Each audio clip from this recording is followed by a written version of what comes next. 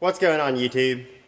Today I'm going to be working on my fuel system, getting my parts together, and hopefully putting it together. I know here a couple videos ago I had planned on doing it, and then my trans went out, so I figured I'd do that now.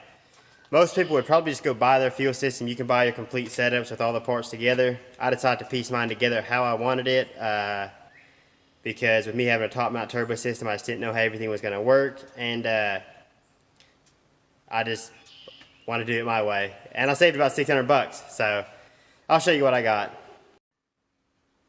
Here you can see most of the parts I've got. I've got my 8 AN return, my 10 AN feed, a bunch of AN fittings, about 2 hob switch. I'll probably just be using one of those, and what I'll use that for is that will kick one pump on based on a certain boost level.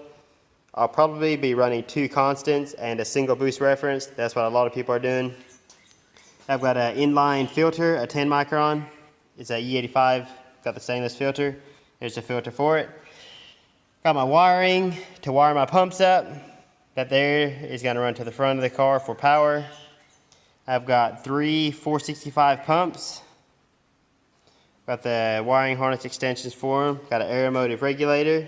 Got 10 AN going in both sides and 6 AN port coming on the return. I've got an adapter that goes from a 6 to an 8 for my 8 AN return. There's my gauge for my regulator. Other than that, there's not much to see. I'll go ahead and start getting it all installed. I ran into my first little problem on my return. I got the rails put on right there. And you can see where the I had to move that little coolant hose a little bit where it makes that loop. Faces back, same with this side. See what it does right there? On my regulator, I got 2 angles on there. I guess they would be considered 45s. And where it's gonna be, it's gonna sit right back here. And I'm gonna mount it on this firewall, if you can see it. Here you can see where it's gonna be. It's gonna, they 45 up here. And it's going to connect to these front ones right here for the return.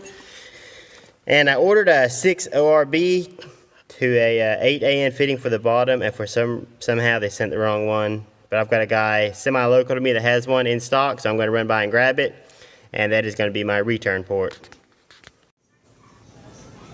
I just got back with the fitting that I went and picked up. He did have it in stock, so I had to get myself something so I can survive through the night. I think this will do it, because it'll be another late night.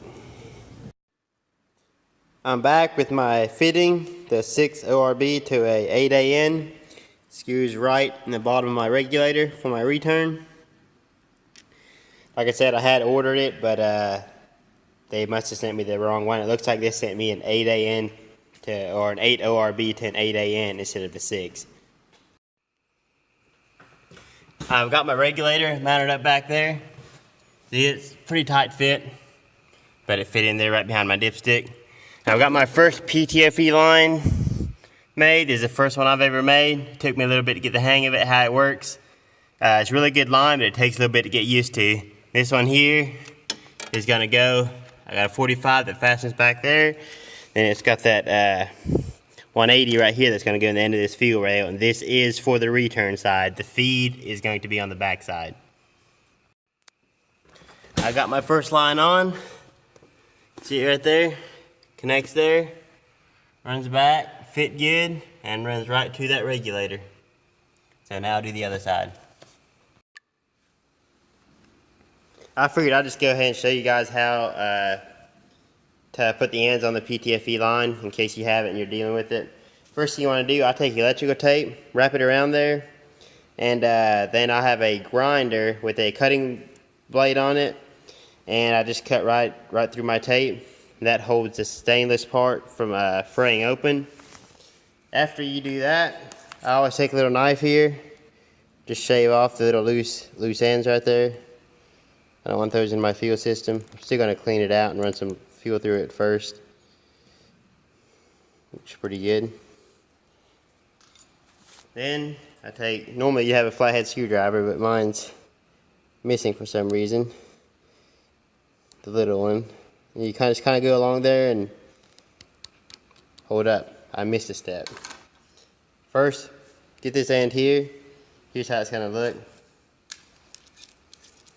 These here are together. Take it off. Leave that little piece on there for now.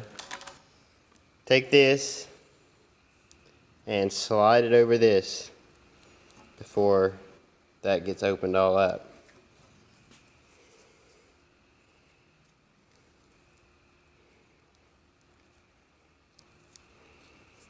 It should slide right on there. There you go. Once you get that on, you can go and take the tape off.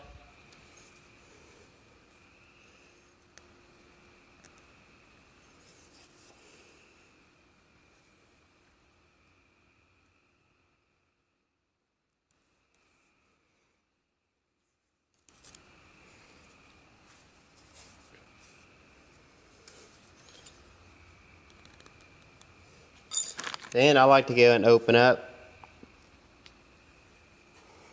the stainless liner a little bit. Just kind of run something around there to pry it open a little. Then you want to get this little piece here and slide it over that. It should start coming through. There it is. And I just get it, push down against the table.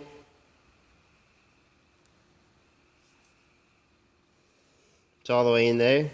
You see how the line pushed through? It's all up against the edge there.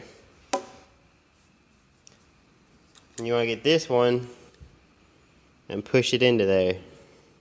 Sometimes it goes a little hard, sometimes doesn't.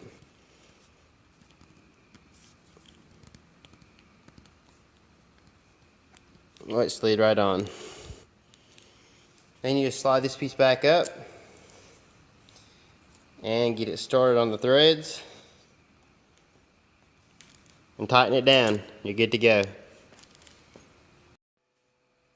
Here you can kind of tell how I did my fuel system. I got all 3 pumps wired up. I actually had to cut the plugs off to push them up through the little plastic piece.